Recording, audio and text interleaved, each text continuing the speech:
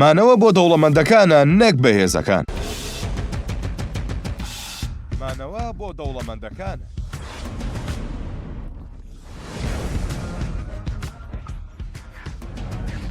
ئەمە راپۆرتێکی نوێی ڕێکخراوی ئۆکسفامە. ئەم ڕێکخراوە ئەوەی ئاشکرا کردووە کەوا لە سەداییەکی مرۆڤ سێ لە سەرچواری تەواوی سەرۆت و سامانەکانی جیهانیان بۆ خۆیان قۆرەق کردووە کە بڕەکەی دەگاتە 42 تریلیۆن دۆلار کە لە ساڵی 1920ەوە کۆ دەکرێتەوە. ئەوەی دەمێنێتەوە لە سەرۆت و سامانی سەرزەوی بۆ لە سەدا 90ەکەی ترە. بەپێی هەمان راپۆرتی ڕێکخراوی ئۆکسفام مانەوە بۆ دەوڵەمەندەکانە. بەلای کەمەوە 1.7 ملیار کرێکاری ژن و پیا و لە وڵاتانێکدا دەژین ناتوانن کرێی خانووەکانیان بدەن. هەروەها 820 ملیۆن کەس بەدەست برسێتیەوە دەناڵێنن. زۆرینەی کاتیش ڕێژەی برسیەکان زیاتر ژن و کچن لەبەر ئەوەی ئەوان لە ناو ئەندامانی خەزانەکانیاندا لە دوای پیا و کوڕان نان دەخۆن. ڕێژەی لە سەدا 60 کۆی دانیشتوانی جیهان بەدەست برسێتیەوە دەناڵێنن. لە کاتێکدا دەوڵەمەندەکان دەتوانن تەواوی کێشەی مرۆڤایەتی چارەسەر بکەن. کەواتە چیت هەیە بۆ دەوڵەمەندەکان؟